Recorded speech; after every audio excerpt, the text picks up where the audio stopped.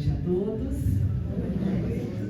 Olha, meu coração está resplandecente de alegria de estar com vocês, porque agora meu coração também está aqui em Portugal. Hoje vamos refletir sobre as bem-aventuranças. Dentro do Evangelho de Jesus, sobre os auspícios da codificação de Kardec.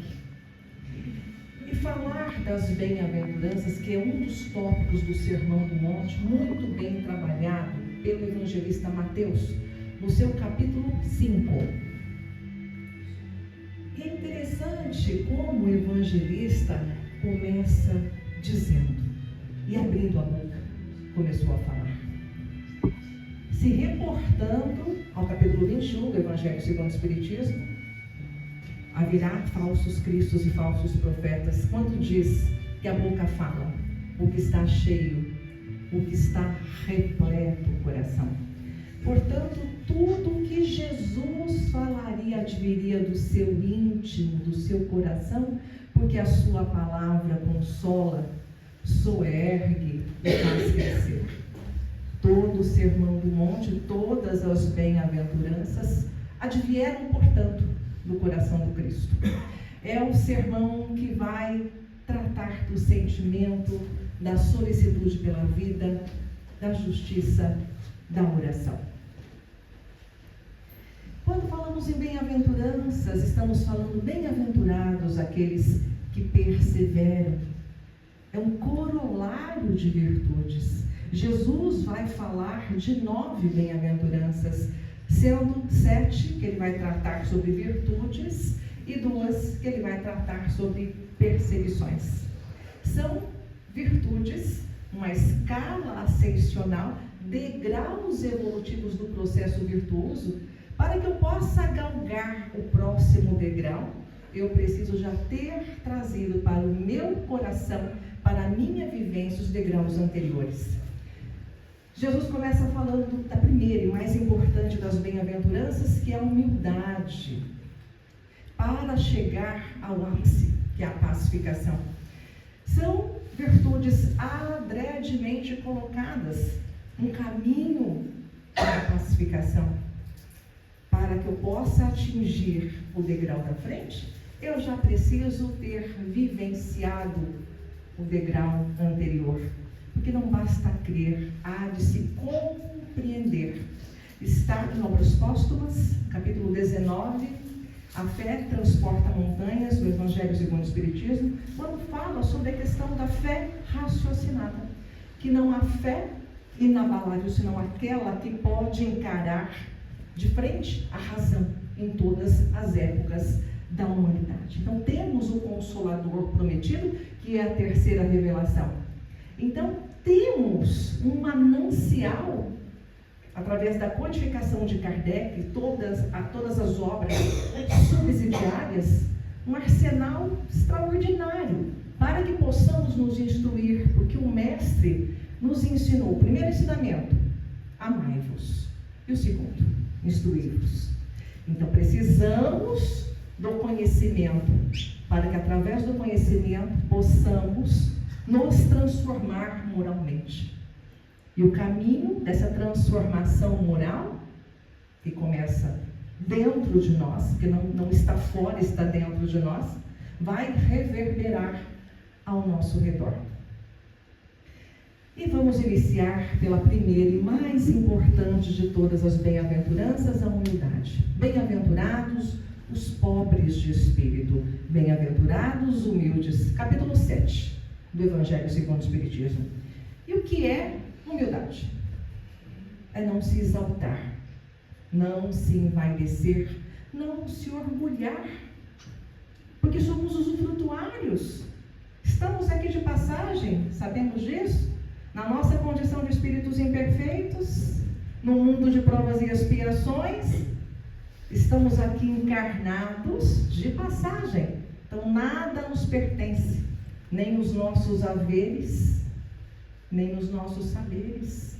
Os nossos saberes vamos multiplicá-los, sobretudo pela nossa conduta, pelo que fazemos. E os nossos haveres, o mau uso que fizermos, porque o dinheiro não é um mal, e sim um mau uso que damos aos recursos materiais. Então, não se exaltar, não se envaidecer sem a humildade. Eu não vou conseguir desenvolver nenhuma virtude dentro de mim. Eu as tenho. Tudo. Temos a centelha divina dentro de nós. Temos toda essa potencialidade latente no imo da nossa alma, mercê do nosso esforço, do nosso livre-arbítrio, fazer com que essas virtudes possam germinar, florescer e frutificar. No item 13 desse capítulo 7, que é a missão do homem inteligente na terra, nos traz uma reflexão muito importante, que nos traz: não vos orgulheis do que sabeis, porque este saber tem limites muito estreitos no mundo em que habitais.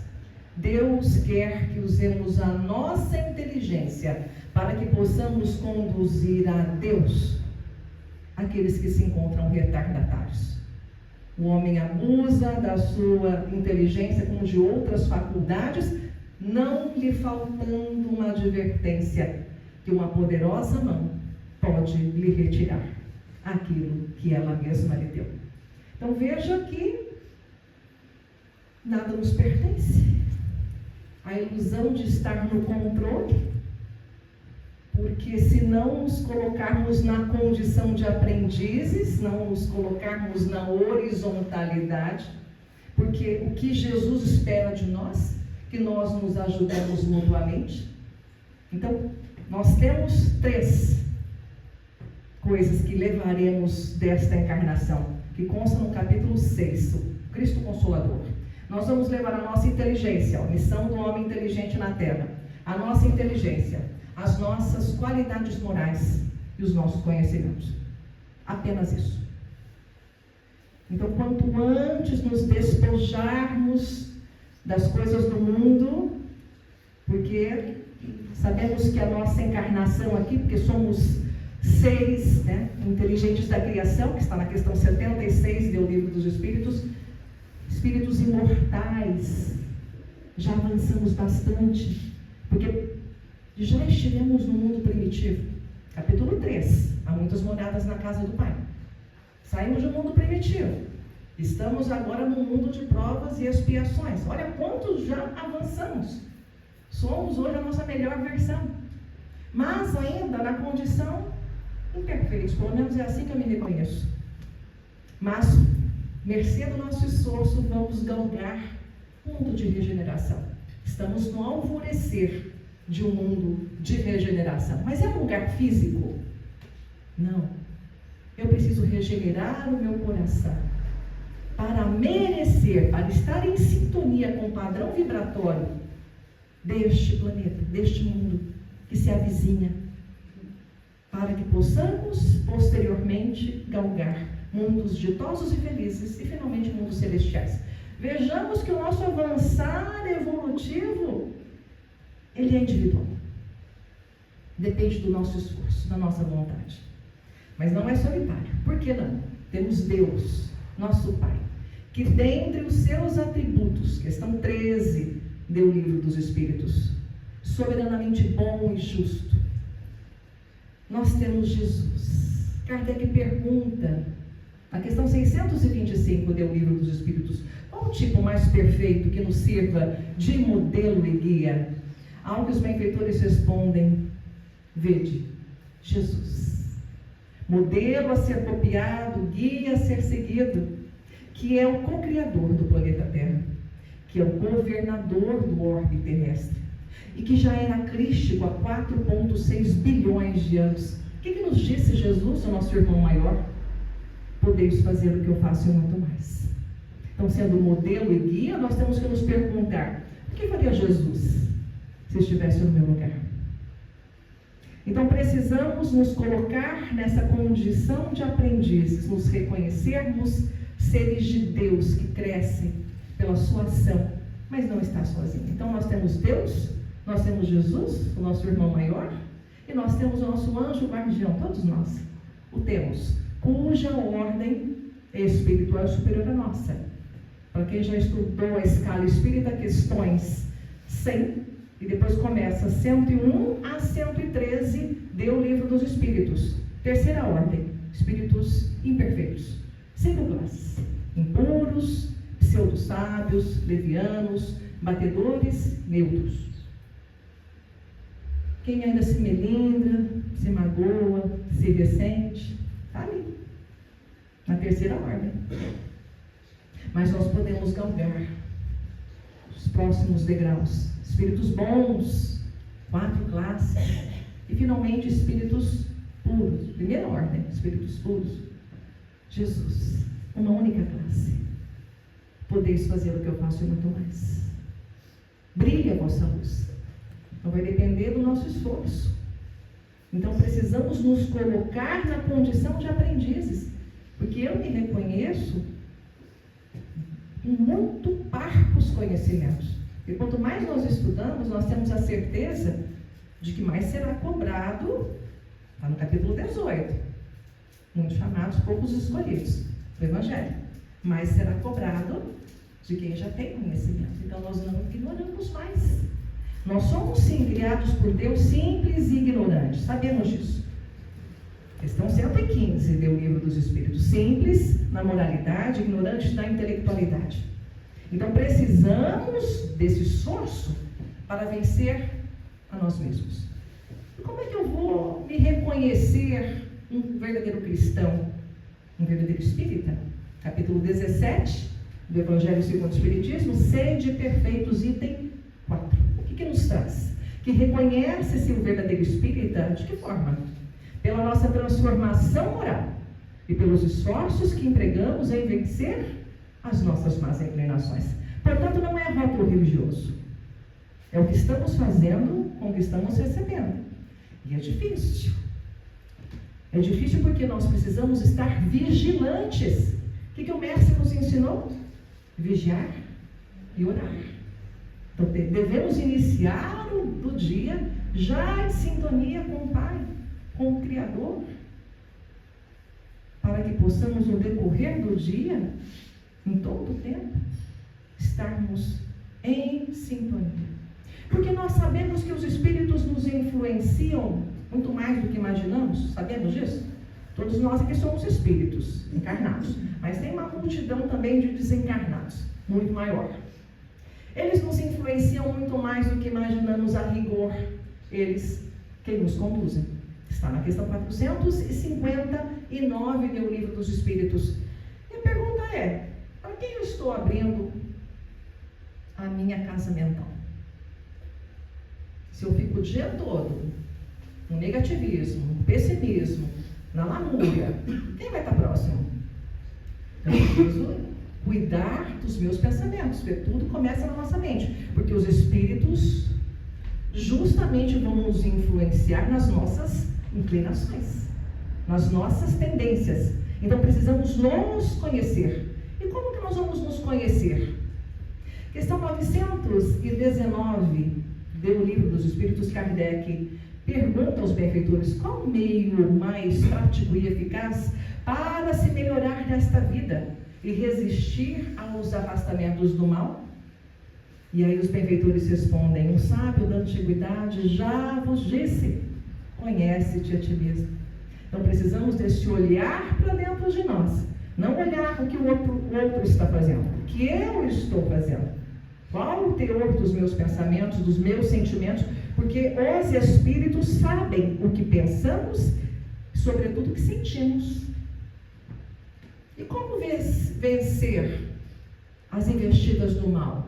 Nós falamos que eles nos influenciam, 459. A 469 nos traz a resposta. Como vencer a influência do mal? Os benfeitores respondem: fazendo bem. E Emmanuel diz que só tem um objetivo de nós estarmos encarnados: fazer o bem. E como nós nos distraímos com as coisas do mundo que não vamos levar.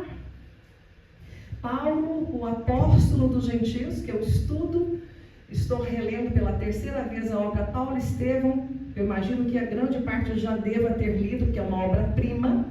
Não podemos desencarnar sem ler essa obra. E Paulo diz que o essencial, o mais importante, é a nossa autoiluminação. E ele também diz, na primeira epístola a Timóteo, que aqui chegamos sem nada de material. E que é manifesto que daqui partiremos sem nada de material. Mas aquilo que fizermos de nós mesmos. Então, preciso desse olhar para dentro de mim, para que eu consiga transformar. Porque eu só vou mudar aquilo que eu reconhecer. Porque senão eu continuo agindo da mesma forma, aquele modus operandi que nós estamos acostumados, tratando as pessoas da mesma forma, com o meu pensamento às vezes todo dia tumultuado, pessimista. Então preciso cuidar disso, porque a influência ela virá em face à minha vibração, à minha sintonia. O professor Otacílio Rangel, que segundo o Divaldo é o maior conhecedor de doutrina espírita do Brasil, em um dos seminários que nós estivemos, ele diz que a vontade é o botão que aciona a frequência da sintonia que eu quero estar. Olha a responsabilidade.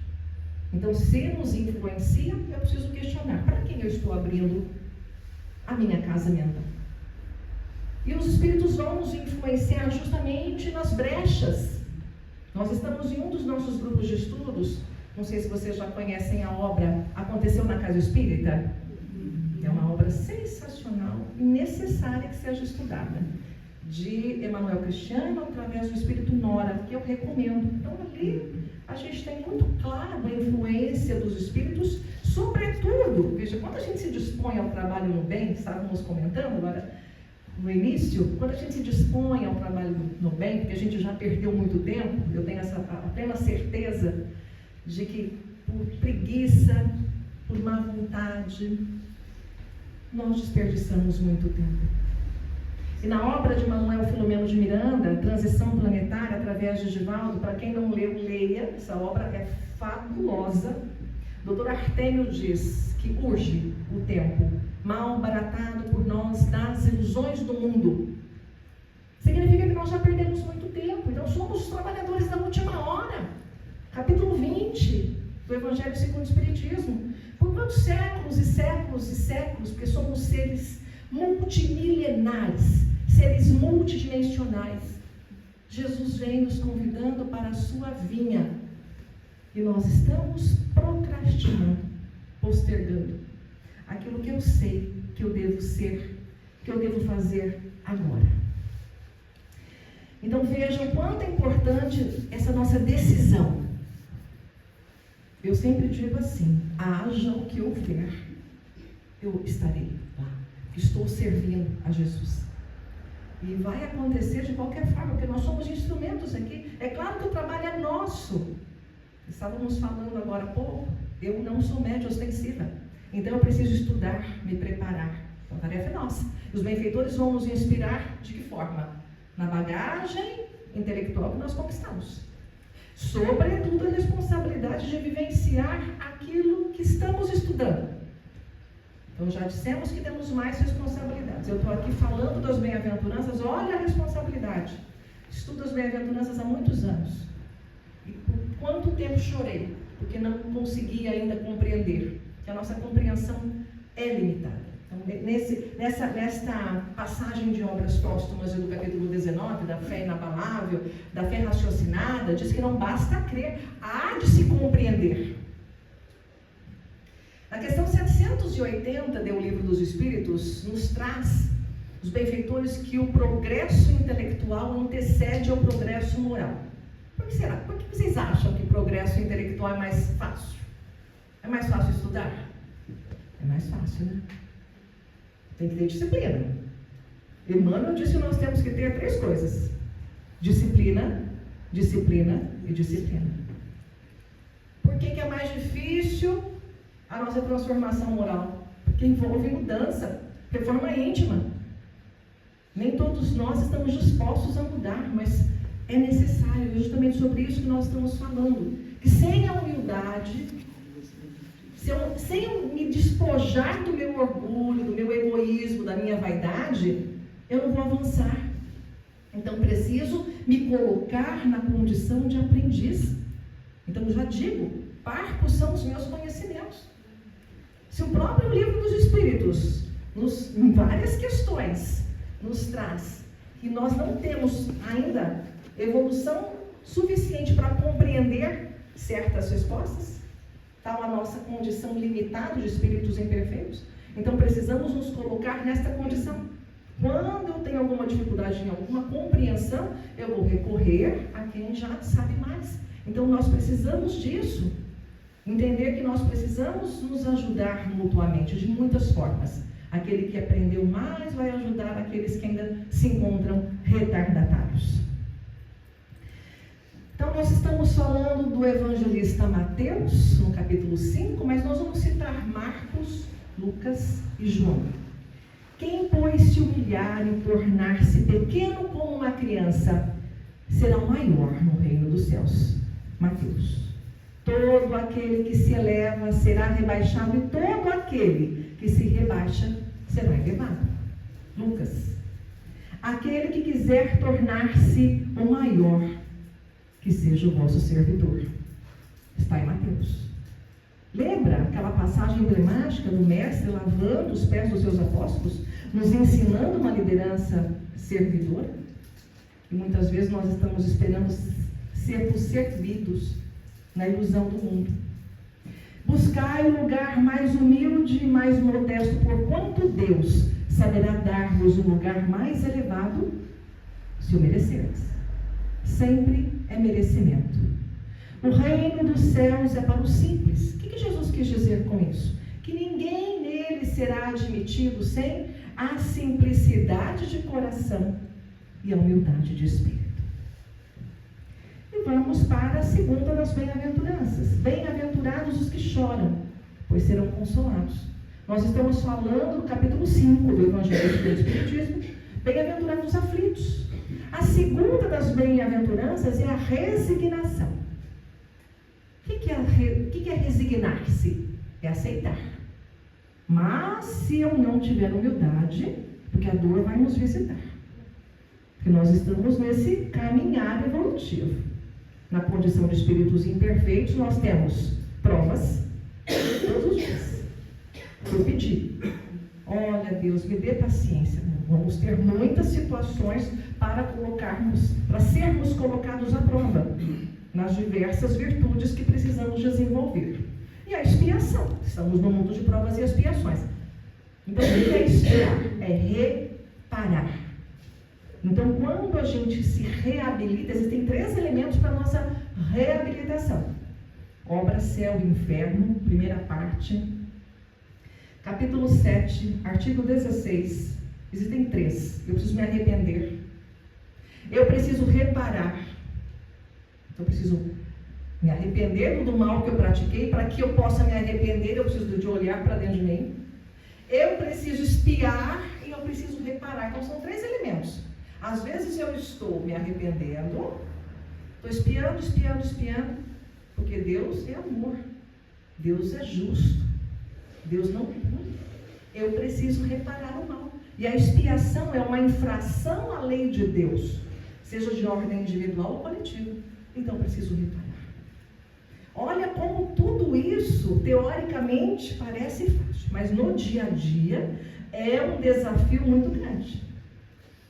Quando eu já tenho um pouco de conhecimento, então estou sempre atenta às minhas decisões, às minhas escolhas, a minha vontade, a mola que me impulsiona para onde eu estarei. Então, se eu estou na minha casa mental todo dia, pensando em coisas boas, agradecendo, porque a gratidão é uma forma de nós potencializarmos tudo de bom que nós já temos. Então, se nós pensarmos que nós temos uma casa para voltar, nós temos um alimento, viemos todos para cá alimentados. Muitos de nós viemos com carro para cá. Temos 2 pernas, 2 braços, estamos enxergando, estamos podendo ouvir. Isso não é bênção? Não temos que agradecer? Não temos guerra. Pelo menos não temos guerra aqui. Então, o que precisamos? Agradecer. Às vezes nós estamos reclamando daquilo que falta, esquecendo de agradecer tanto que temos.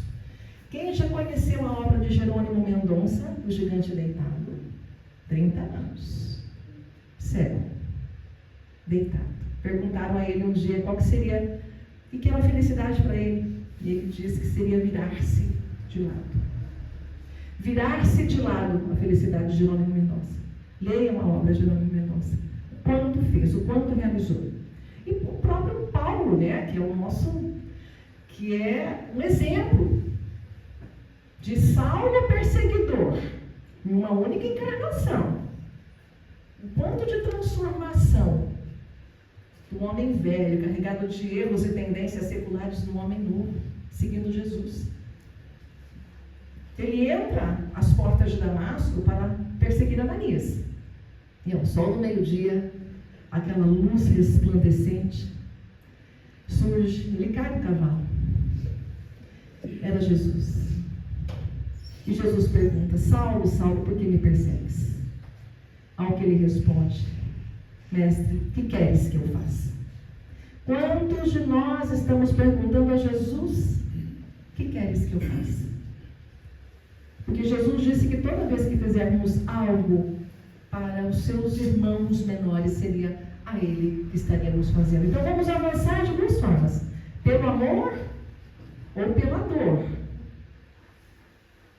Então precisamos nos instruir e precisamos nos candidatar na seara de Jesus, como trabalhadores da última hora. André Luiz, na obra Sinal Verde, nos diz que o essencial é o tamanho do amor no bem que eu me decido a fazer. E qual é o bem que eu estou me decidindo fazer agora? É a evangelização, o atendimento fraterno, é o passe. Qual é o trabalho? Aonde eu estou colocando a minha energia? Porque eu acho que estou ajudando. Mas somos grandemente ajudados quando a gente se dispõe ao trabalho no bem. Então, toda vez que eu saio de mim para ir ao encontro do outro, porque assim, Deus quer que nós nos ajudemos mutuamente. Por esse motivo, fomos criados por Ele para a vivência social. Está contido nas questões 766 a 768 do Livro dos Espíritos. Por que a vida em sociedade? Porque sozinhos nós iremos embruttecer. Então sempre é em relação ao outro. É o que eu estou fazendo para o outro. Então eu preciso fazer ao outro aquilo que eu gostaria que me fosse feito. Não foi isso que nos ensinou Jesus? Fazer ao outro aquilo que você gostaria que fosse feito. Amar a Deus sobre todas as coisas e ao nosso próximo como a nós mesmos. E Divaldo nos diz que quando a gente se ama, a gente se instrui, a gente se cuida. E como é que eu vou cuidar do outro se eu não cuidar de mim primeiro? Então precisamos nos candidatar na seara de Jesus. Porque senão a dor virá. Porque nós vamos ter que avançar. A lei é de progresso. E todos nós, um dia, seremos perfeitos. Porque é um determinismo da lei de Deus. Todos nós seremos perfeitos. Uns vão avançar mais rapidamente, mercê do seu esforço. Outros, podemos estacionar? Podemos, né? Questão 118 do Livro dos Espíritos. Podemos estacionar, mas jamais retrogradar na nossa jornada evolutiva. Então, posso falar assim, desse restinho de encarnação, estou de férias. Vai demorar mais. Tudo bem? Então, a dor virá para nos despertar. Porque Kardec pergunta aos benfeitores, onde está escrita a lei de Deus? Questão 621 do Livro dos Espíritos. Aos que os benfeitores respondem, está escrita na nossa consciência. Então, quando agimos errado, a gente que já tem um pouquinho de conhecimento, a gente não consegue dormir. Não é assim? Porque a nossa consciência já não nos permite. Então, se eu já tenho um pouco de conhecimento, eu preciso vivenciar aquele conhecimento. Então, a dor virá para me despertar. De que forma? Uma doença, a perda de um ente querido. Tá no Evangelho perda, tá? Mas o Divaldo diz que a gente perde caneta, óculos, ente querido desencarna. Só passamos para o outro lado. Nossa verdadeira pátria é espiritual. Nós estamos aqui de passagem. Então precisamos sair daqui melhores do que quando chegamos. Então quando essa dor me visita, é para me despertar. Então quando eu me resigno, eu aceito aquilo que eu não posso mudar. Porque tem coisa que eu não consigo mudar. Não é mesmo? Mas eu preciso o quê? Aceitar de que forma? Esse choro, essa dor vai me causar, não é mais de lamentação. Eu saberei lidar com as adversidades, com as vicissitudes, assumindo a responsabilidade pelo que me acontece, sem culpar a Deus e nem ao outro. Porque nós precisamos sair da infância espiritual. Precisamos assumir responsabilidade. Porque tudo que nos acontece tem uma justa causa. Lei de causa e efeito.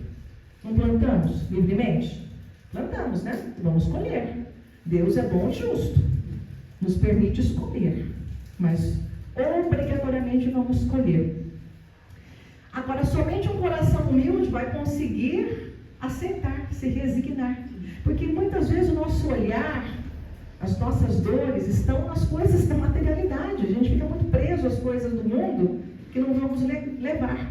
E olha só o que nos traz de advertência o item 23 desse capítulo 5 do Evangelho, Bem-aventurados aflitos, dos tormentos voluntários. Nós trazemos tormentos para a nossa vida? Voluntariamente? Eu escolhi? Em face do meu orgulho, da minha vaidade? Sim, né? E olha que nos traz, que de tormento se poupa aquele que sabe contentar-se com o que tem, que nota sem inveja o que não possui, e que não quer parecer mais do que é. Este sempre é rico porque não olha para cima, olha para baixo e vê sempre criaturas que têm menos, e é calmo, porque não cria para si necessidades quiméricas. E não será uma felicidade a calma em meio às tempestades da vida? Fénelon, 1860. Eu costumo ler o Evangelho todos os dias, está na minha bolsa, como um roteiro de vida que é para todos nós. E aí, uma semana, eu abria e caía nesse item 23. Falei, nossa, eu gosto desse item 23, decorei. Mas basta só decorar. Depois de uma semana eu entendi que eu precisava trazer para o coração, que eu precisava fazer mudanças. Então veja para que serve o Evangelho na nossa vida. Para que nós tenhamos o bom senso de escolher, porque às vezes a gente traz esses tormentos para a nossa vida para alimentar o nosso ego, a nossa vaidade, o nosso orgulho. Às vezes acumulamos coisas que não vamos levar, não precisamos. A vida fica pesada. Então precisamos refletir. Por esse motivo, eu aconselho que todos nós leiamos o Evangelho todos os dias e tenhamos aí o culto do Evangelho no lar uma vez na semana. Eu imagino que aqui todos já façam o culto do Evangelho, dia e hora, que é um convite para que Jesus adentre ao nosso lar. Quem não quer ter Jesus por perto? Ele só está aguardando o nosso chamado. Então, criar essa psicosfera no nosso lar, para que ali tenhamos uma atmosfera de refazimento, de harmonia, de paz. E os benfeitores recomendam que leiamos o Evangelho em voz alta, porque os Espíritos estão ao nosso lado. Então, estão ouvindo também, estamos aprendendo, eles também estão ouvindo. Portanto, a resignação é o consentimento do coração. Eu me resigno, eu aceito. Consentimento do coração. Capítulo 9, Bem-aventurados os mansos e pacíficos, item 8. É não se lamentar, é buscar saída para essa dor. Por quê? Por que dor e não sofrimento? João de Ângeles nos diz que a dor é necessária, mas o sofrimento é opcional. Quando eu me resigno, não culpar ninguém, buscar a responsabilidade em nós mesmos. Eu sei que nem tudo pode estar bem, mas tudo está certo na ordenança divina. As causas atuais e anteriores das aflições. Está no capítulo 5. Vou dar um exemplo, tem vários exemplos lá. Um exemplo, nós, pais, se nós não educarmos o nosso filho, como educadores, que estamos neste papel, porque na família, que é o primeiro núcleo social, nós ocupamos vários papéis, sabemos disso. E nós também, o espírito não tem sexo, ora na condição masculina, ora na condição feminina, em face à nossa necessidade evolutiva, Ora como pai, mãe, filho, irmão, irmão. Mas como pais, se tivermos filhos nessa encarnação, estávamos falando, eu e a Suzana, no comecinho, eu estive como evangelizadora por 20 anos. Fui evangelizada, então sei da importância, da responsabilidade de plantar a sementinha do Evangelho de Jesus nos corações. Mas neste capítulo 5, as causas atuais e anteriores das aflições, os pais que não tolherem na tenra idade as más inclinações dos seus filhos não poderão reclamar da falta de deferência e de respeito com que serão tratados futuramente. Então vejamos a responsabilidade que nos assiste, de não nos omitirmos. Veja a responsabilidade que nos assiste. Tem outros exemplos que neste capítulo os benfeitores citam e que eu recomendo que vocês leiam. Então, as dificuldades, os sofrimentos são sempre resultados das nossas ações e das nossas escolhas. O que precisamos então é entender a didática da dor. O choro é consequência dos meus atos.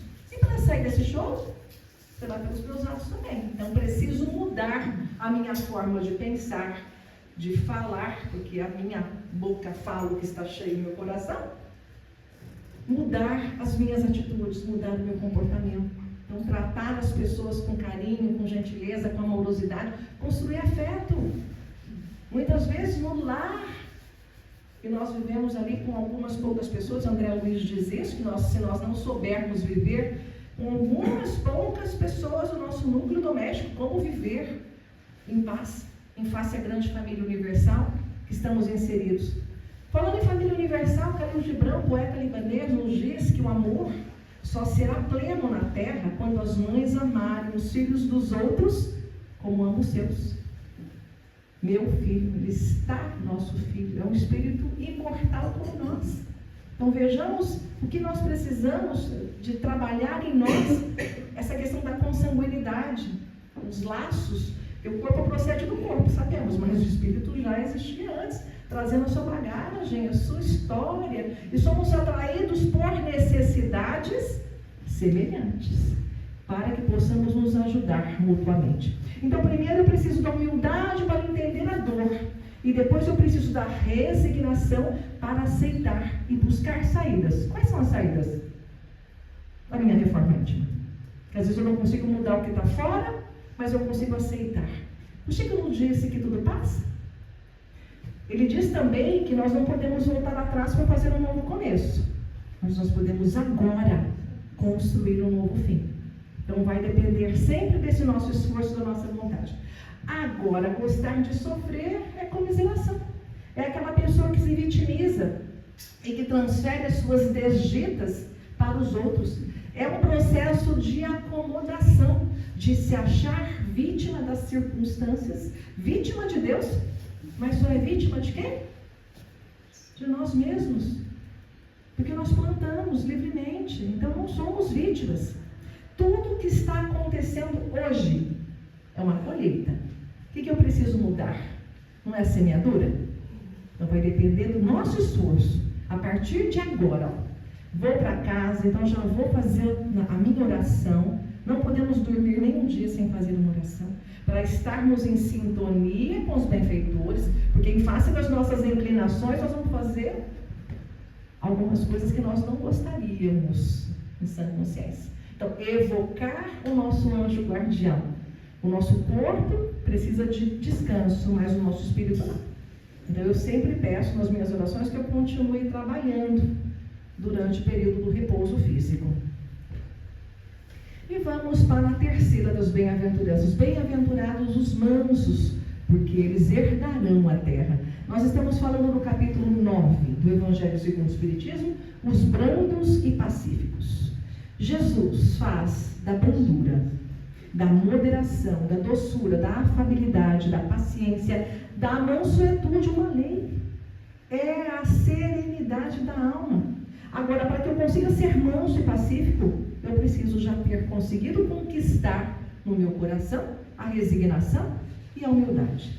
Tem diferença entre ser pacífico e pacificador?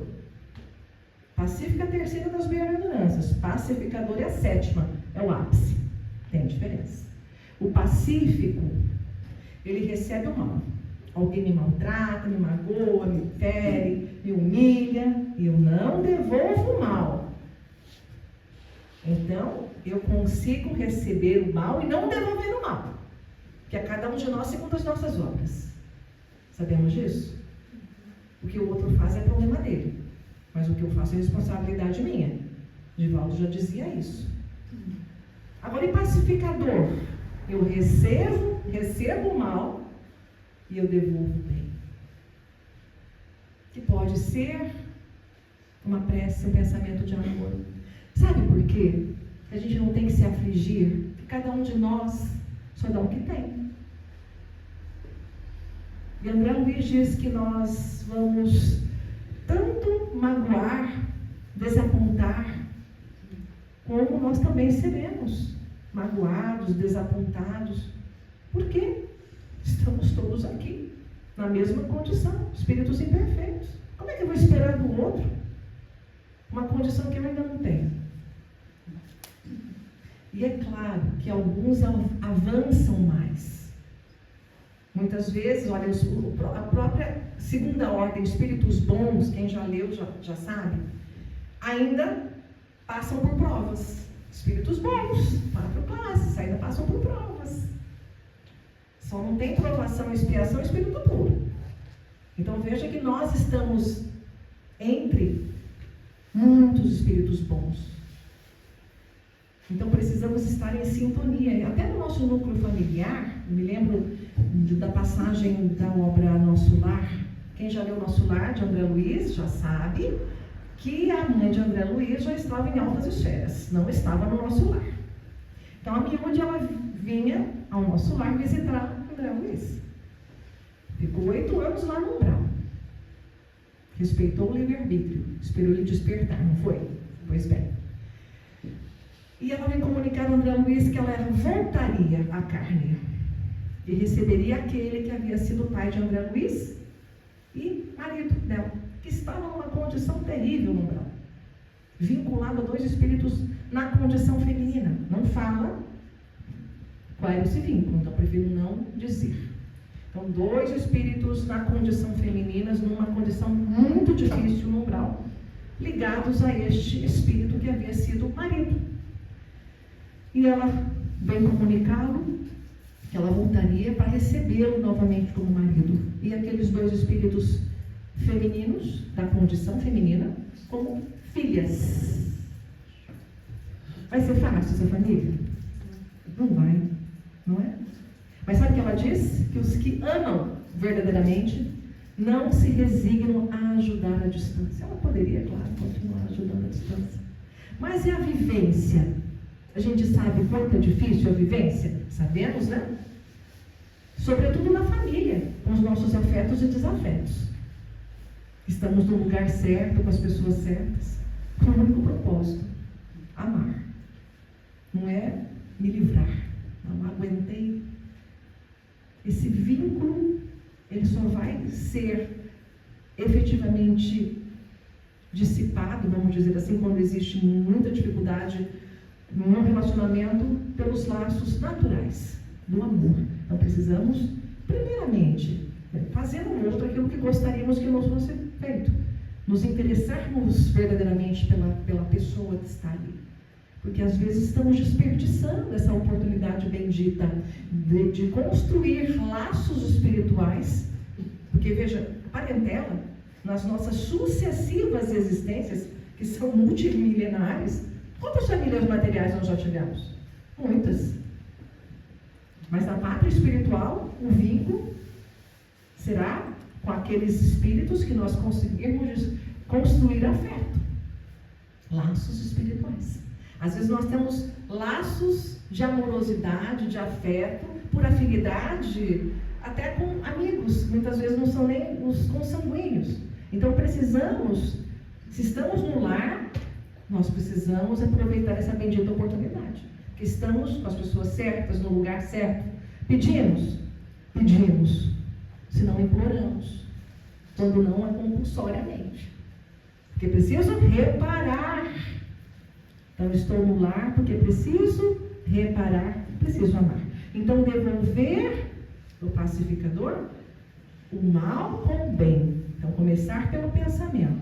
Às vezes eu não posso falar, não tem diálogo, mas ele emite um pensamento bom, de amorosidade, através de uma oração.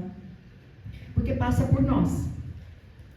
Não passa por nós. Então, se eu não tenho essa clareza de que o meu pensamento tem uma força, um poder imensurável, eu vou espargir pensamentos de raiva, de rancor e me contaminar. Então, precisamos o quê? Cultivar a paz. Porque Jesus fala, primeiro cultivar a paz, depois espargir a paz, porque a paz é uma escolha, é um comportamento. E ele disse assim, por isso aprende comigo que sou brando e pacífico de coração.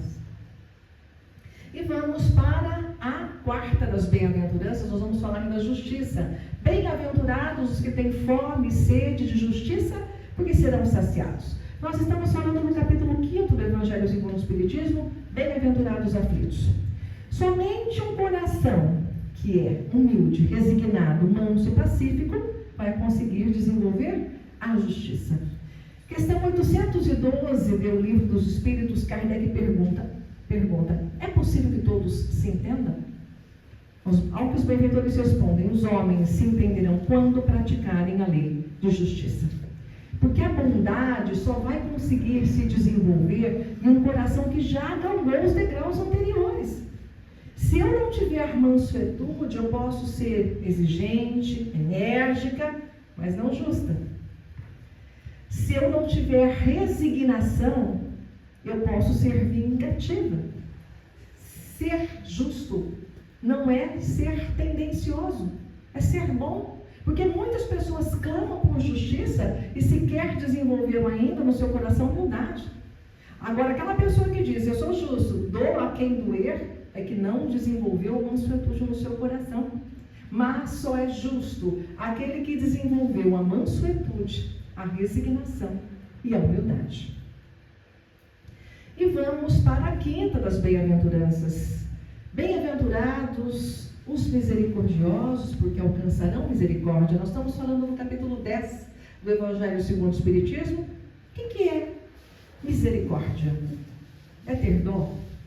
É ter compaixão? O que vocês já acham? Quando eu tenho dó, quando eu tenho pena, estou sendo misericordioso?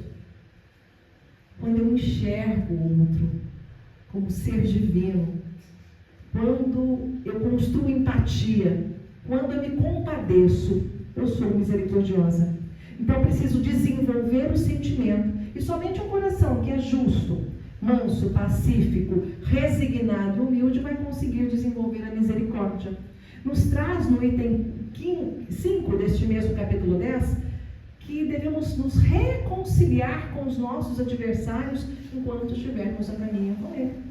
O que nos impede de nos reconciliar? Não é o nosso orgulho de achar que sempre estamos com a razão? O que precisamos é nos reconciliar enquanto estivermos a caminho. Amanhã nós poderemos ter um pouco mais de dificuldade para encontrar os nossos desafetos. O que precisamos desenvolver é a empatia, enxergar o outro. É não me colocar no lugar do outro, porque muitas vezes eu não sei a dimensão da dor do outro, mas enxergar o outro, de forma que eu consiga fazer a ele aquilo que estiver ao meu alcance. Aí nos lembramos da parábola do bom samaritano, desse homem de Jerusalém a Jericó, e foi tomado em poder de ladrões. Jerusalém estava no alto, era uma cidade santa. Jericó, uma cidade comercial, estava abaixo, distanciava de 20 a 30 quilômetros, nos traz os textos evangélicos. E aí um homem descia, nesse período não tinha veículo, era a pé, a cavalo ou a camelo. E ele foi tomado em poder de ladrões, não foi? Se viu caído à beira da estrada. Quem passa por este homem caído? Um sacerdote, um levita e um samaritano. O sacerdote era conhecedor das leis de Deus? Era, né? Como ele passa? De largo. Não se detém. E o levita? Era um homem de Estado. Ele deveria socorrer o homem caído. Não o faz. Passa de largo também. Mas um samaritano, tocado de íntima compaixão, ali se deteve em socorro àquele homem. Não perguntou qual era a sua religião, não perguntou qual era a sua condição social, não perguntou, não questionou qual a sua orientação sexual. Viu ali um homem, um irmão caído, e o socorreu, atando-lhes as feridas, levando a uma hospedaria e se dispondo a suprir necessidades materiais que fossem necessárias. Um homem caído à beira de estrada. E Jesus pergunta: qual deles te parece que fez a vontade de Deus?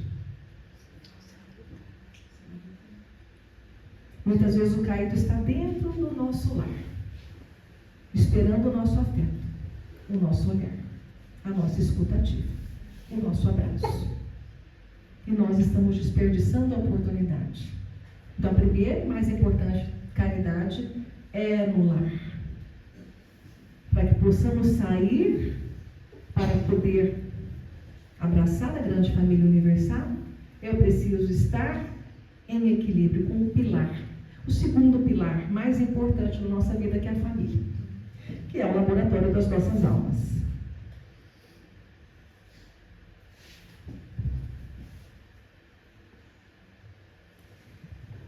Marcos, o evangelista, nos diz que Jesus, tocado de íntima compaixão, limpou as feridas. Este é o sentimento dos bem-aventurados, os misericordiosos, porque somente um coração compassivo vai conseguir desenvolver a misericórdia. Porque a compaixão ela vai tirar o véu das discriminações étnicas e sociais. E no item 7 deste mesmo capítulo 10, nos traz que, se portanto, quando fordes depor a tua oferenda no altar, vos lembrardes que algum irmão tem alguma coisa contra você, deixai a tua oferenda, e diante e reconciliai com o nosso irmão, depois voltar a oferecê-la. Veja que sempre nós para com o outro, de nos reconciliarmos, de estarmos com o nosso coração leve. Porque muitas vezes o que nos impede de dar esse passo de reconciliação é o nosso orgulho. Precisamos vencer essa grande chaga. O orgulho, o egoísmo, são chagas que nós temos que extirpar do nosso coração. E vamos para a sexta das bem-aventuranças. Bem-aventurados os limpos de coração, porque eles verão a Deus. Nós estamos falando no capítulo 8 do Evangelho segundo o Espiritismo, os puros de coração. Somente um coração que é misericordioso, justo, pacífico, resignado e humilde vai conseguir ter a pureza de coração. Prece de Cáritas. Muitos de nós conhecemos, não? Fazei de vossas almas o espelho na qual refletirá a vossa divina imagem. Quem é o espelho? Somos nós. Imagem de quem? De Deus. Porque temos a centelha divina, toda a potencialidade latente dentro do nosso coração. E somente os puros de coração conseguem enxergar a divindade nas pessoas.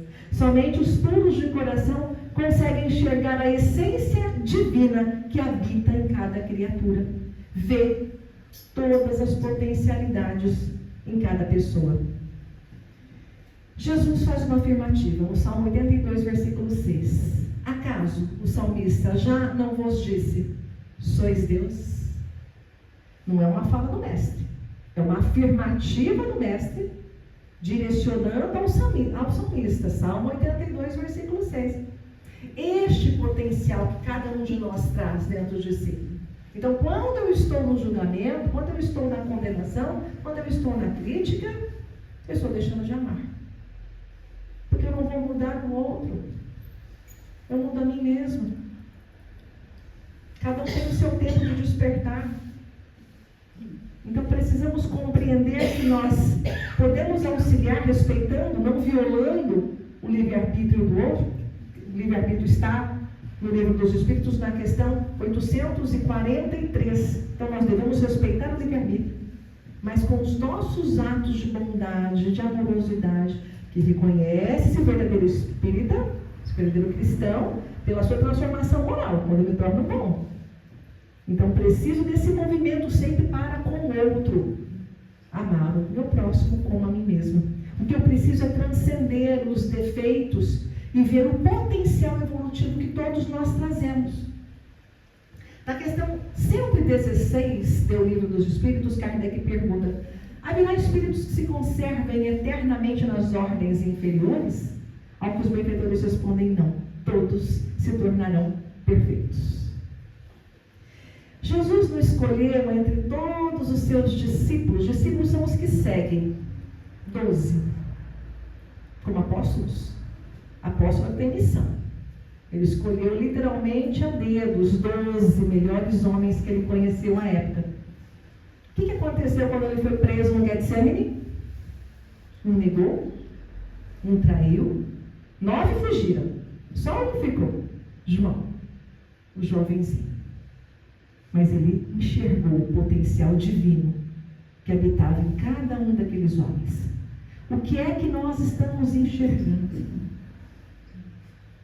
Porque ele escolheu 12 para transformar o mundo.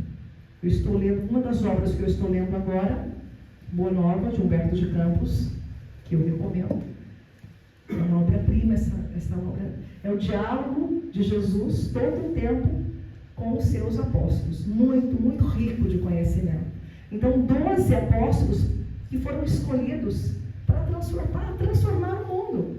Então, vejamos o quanto nós precisamos seguir os exemplos de Jesus e entender que nós não fazemos nada sozinhos. Que essa história de acharmos que somos ilha, que eu não preciso de ninguém, até que a gente dê um tropeço. Não sabemos onde os nossos pés vão tropeçar. Não sabemos se vamos passar nessa noite. Não é isso? A parábola do celeiro, aquele homem amealhou, não cabia no seu celeiro tudo que ele tinha amealhado. Lembra dessa parábola? Pois bem, ele não passou daquela noite. Então, o que precisamos é entender que nós precisamos multiplicar os nossos talentos. Quem conhece a parábola dos talentos sabe da importância de nós multiplicarmos, não enterrar o talento. E vamos para a 7ª virtude. Bem-aventurados os pacificadores, pois serão chamados filhos de Deus. Nós estamos falando dos pacificadores, que é aquele que recebe o mal e devolve o bem. Seja em forma de um pensamento, de uma oração, de uma palavra. É aquele que por comungar a paz a leva adiante. Gandhi disse que se perdessem todos os livros e ficassem somente as bem-aventuranças, bastaria, tal a sua grandiosidade. Então precisamos entender que eu preciso conhecê-las e, sobretudo, vivenciar, aplicar no meu dia a dia. E Jesus disse: eu deixo-vos a minha paz, mas não vou-la dou como o mundo dá. No capítulo 16 do Evangelho de João, ele diz o que Jesus disse: tenho dito isso para que em mim tenhais paz. Porque no mundo tereis aflições, mas tende bom ânimo. Eu venci o mundo. São aqueles que vivem e que promovem a paz. E finalmente, 8ª e 9ª das bem-aventuranças, as perseguições. Bem-aventurados os perseguidos por causa da justiça, porque deles é o reino do céu. Bem-aventurados os que padecem por causa do meu nome, porque para ser perseguido em nome do Cristo, eu preciso já ter desenvolvido a humildade, a resignação, a mansuetude, a justiça, a misericórdia, a pureza de coração e conseguir ser pacificador. Nós somos seguramente perseguidos pelos nossos clamorosos erros. Chico já estava bem idoso, aquela multidão que queria visitá-lo, e formava uma fila enorme. Ele já não conseguia a casa espírita mais, e eles formavam uma fila até a casa dele, um por um, indo e beijando a sua mão. E ele dizia, tá, momentos com Adelino da Silveira, que é lá da nossa cidade, para quem já leu essa obra. Ele relata todos os encontros com o Chico. E aí ele diz a Adelino: eu estou quase morto, por que será que eles querem me ver? A que Adelino respondia: estou com saudade de Jesus. E todos passavam, eu beijando a mão do Chico, e ele beijava a mão de cada um. Aquela filha enorme. E Adelino perguntou: por que você beija a mão de cada um? Ao que ele responde: porque eu já não consigo mais me ajoelhar para beijar teus pés. Bem-aventurados os humildes, porque são deles o reino dos céus. Bem-aventurados os que choram, pois serão consolados. Bem-aventurados os mansos e pacíficos, porque herdarão a terra. Bem-aventurados os que têm sede e fome de justiça, porque serão saciados. Bem-aventurados os misericordiosos, porque alcançarão misericórdia. Bem-aventurados os puros de coração, porque verão a Deus. Eu fui pesquisar o que era ver a Deus. Questão 11 do Livro dos Espíritos. Verão a Deus quando não estivermos mais obscurecidos pela matéria. Bem-aventurados os pacificadores, pois serão chamados filhos de Deus. Questão 919A do Livro dos Espíritos. Santo Agostinho nos traz uma advertência importante quando ele diz: fazei o que eu fazia quando vivi na terra, ao fim de cada dia passar em revista o que havia feito, se não havia deixado de cumprir nenhum dever, e se ninguém teria nada a se queixar de mim. Foi assim que passei a me conhecer e ver o que em mim precisava de reforma. Vejamos o que nos traz passar em revista, olhar para dentro de nós. Alguém tem alguma coisa a se queixar de mim? Deixei de cumprir algum dever? Tem uma passagem do livro Vida Feliz de Joana de Ângeles, através de Divaldo, que ela diz assim: há um sol brilhando dentro de você. É a presença do Cristo no teu coração. Permita, pois, que brilhe a tua luz por toda parte, a nos dizer de todas as potencialidades que temos latentes no ninho da nossa alma. E a pergunta da noite é: qual degrau nós estamos neste momento? E nós vamos encerrar com uma mensagem de Meimei, através de Francisco Cândido Xavier. Confia sempre. Não percas a tua fé entre as sombras do mundo. Ainda que os teus pés estejam sangrando, segue para frente, por luz celeste, acima de ti mesmo. Crê, trabalha, esforça-te no bem e espera com paciência. Tudo passa e tudo se renova na terra, mas o que vem do céu permanecerá. De todos os infelizes, os mais desditosos são os que perderam a fé em Deus e em si mesmos, porque o maior infortúnio é sofrer a privação da fé e prosseguir vivendo. Eleva, pois, o teu olhar e caminha. Luta, serve, aprende, adianta-te. Brilha a alvorada além da noite. Hoje, é possível que a tempestade te amarfanhe o coração e te atormente o ideal, aguilhoando-te com a aflição, ameaçando-te com a morte, mas não se esqueça de que amanhã será um novo dia. Que estejamos sempre com Kardec, mas nunca sem Jesus. E que a paz dele esteja em cada coração. Obrigada e uma boa noite.